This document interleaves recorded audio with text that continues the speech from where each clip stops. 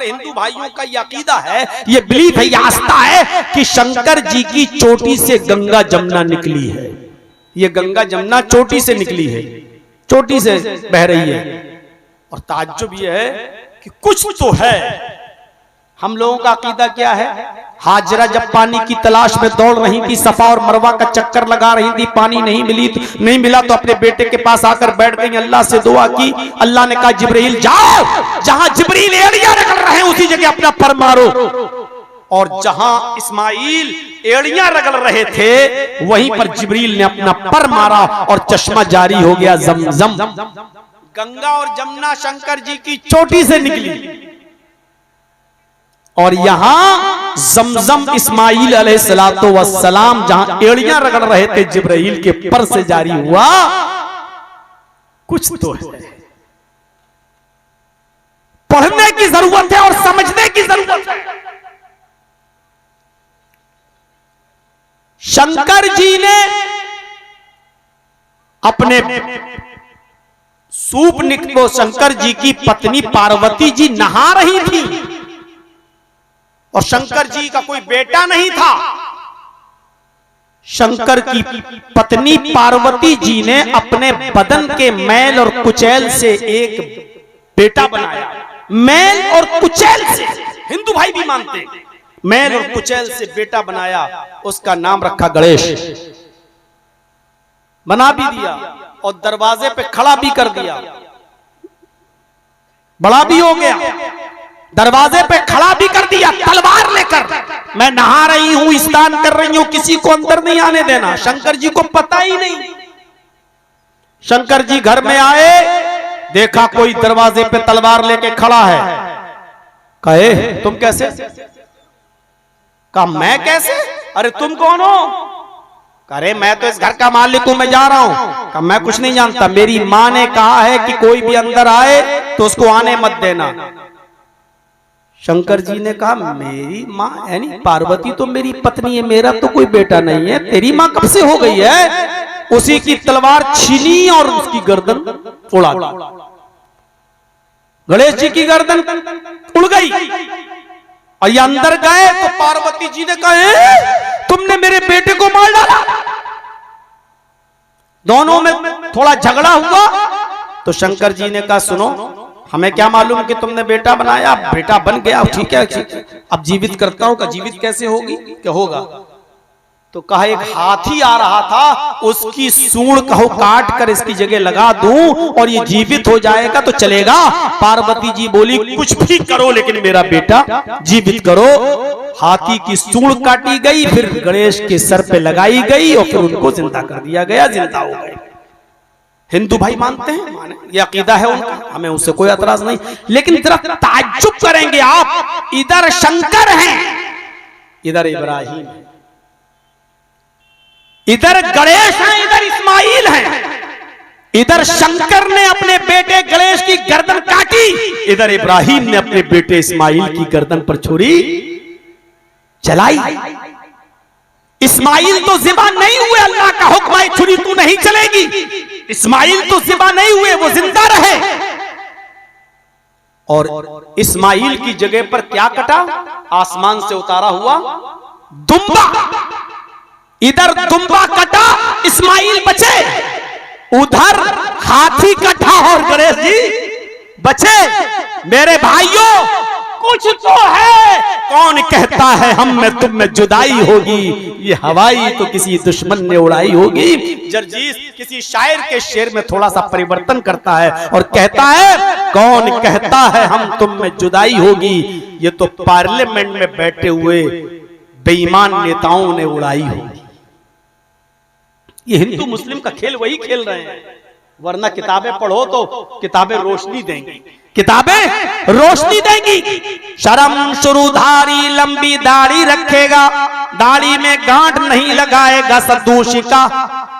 سر کے بال جب چھیلے جائیں گے تو چوٹی نہیں رکھے گا. اچالاپی اونچے سور میں آلاپ کرے گا. مندروں میں گھنٹا بجایا جاتا ہے، گھنٹا. آلاپ کہتے ہیں زبان سے چیخنے کو, زبان سے بولنے کو, زور سے بولنے کو کہتے ہیں آلاپ کرنا. انتم رشی کے ماننے والے آلاپ کریں گے, ارتھات گھنٹا نہیں بجائیں گے, زبان سے بلائیں گے بھکتی کی طرف, یعنی اذان دینے والے ہوں گے. اللہ اکبر اللہ اکبر. لنگچھیدین, انتم رشی کے ماننے والے ختنہ کرانے والے ہوں گے. دنیا کا کوئی پنڈت بتائے لنگچھیدین کا معنی کیا ہوتا ہے, لنگچھیدین کا ارتھ کیا ہوتا ہے.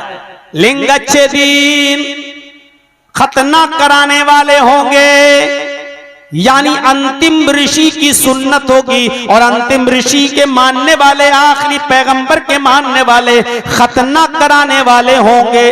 لنگچھیدین سارو بھکچو متو مما, سب کچھ کھانے والے ہوں گے, یعنی گوشت بھی کھائیں گے اور سبزی بھی کھائیں گے. سارو بھکچو متو مما, گوشت بھی کھائیں گے اور سبزی بھی کھائیں گے.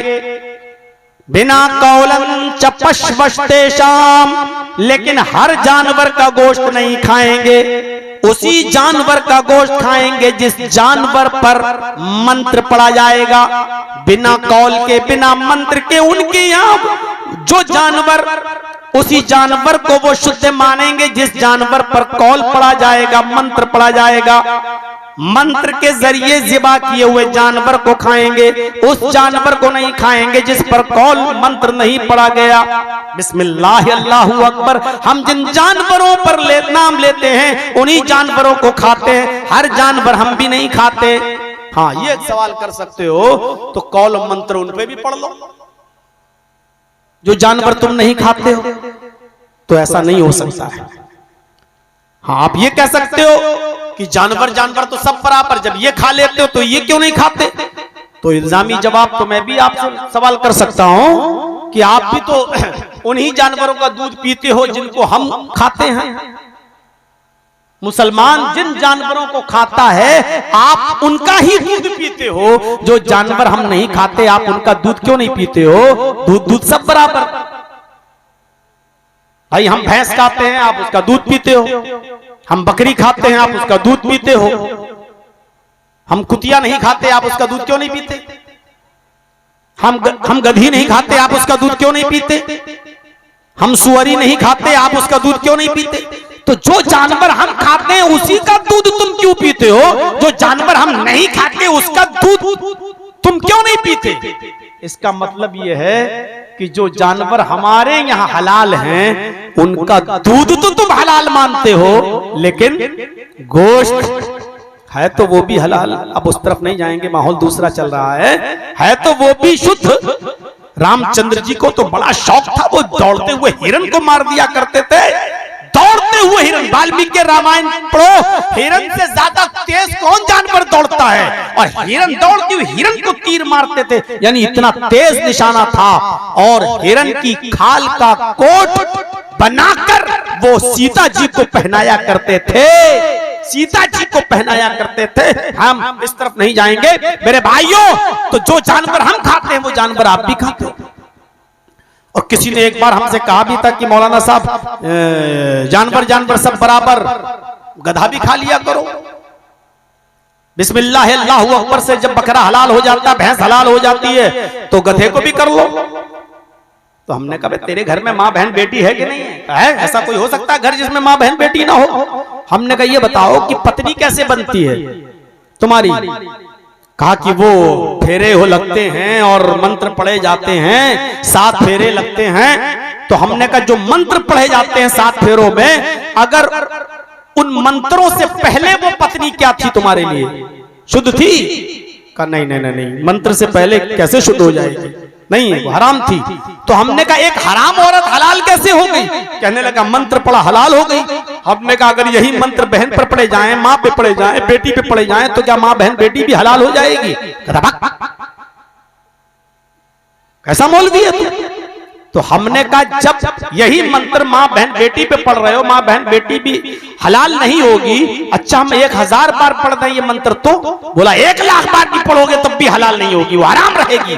ہم نے کہا 1,00,000 مرتبہ بھی اگر ہم بسم اللہ اللہ اکبر گدھے پر کتے پر سور پر پڑھیں گے تب بھی وہ حرام رہے گا، حلال نہیں ہوگا۔ بسم اللہ اللہ اکبر سے وہی جانور حلال ہوں گے جو حلال ہونے کے لائق ہیں، ہر جانور حلال نہیں ہو سکتا۔ جیسے منتر سے وہی عورت حلال ہوگی جو حلال ہونے کے لائق ہے، ہر عورت حلال نہیں ہو سکتی ہے، یہ ایشور کا نیم ہے، اس کو نہ تم بدل سکتے ہو نہ ہم بدل سکتے ہیں۔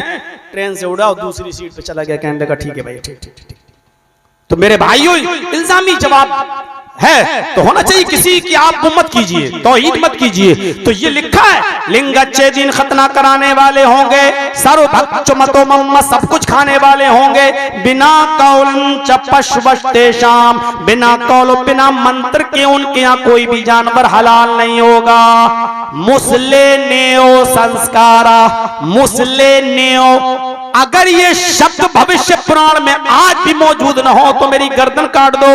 مسلے نیو سنسکارا، جب یہ لوگ انتم رشی کے ماننے والے، یہ کام کرنے والے، ان کو دنیا مسلمان قوم کے نام سے جانے گی۔ مسلے نیو سنسکارا، ان کی ذات کو مسلمان کہا جائے گا۔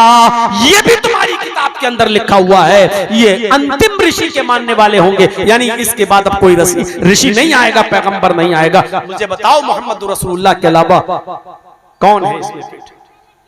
یہ ابھی چل رہا ہے اشہد ان محمدن عبدہ ورسولہ، ابھی چل رہا اشہد ان محمدن رسول اللہ۔ ابھی پہلی چیز بتائی ہے تو تقیم الصلاۃ، اسلام کی بنیاد دوسری چیز کیا ہے؟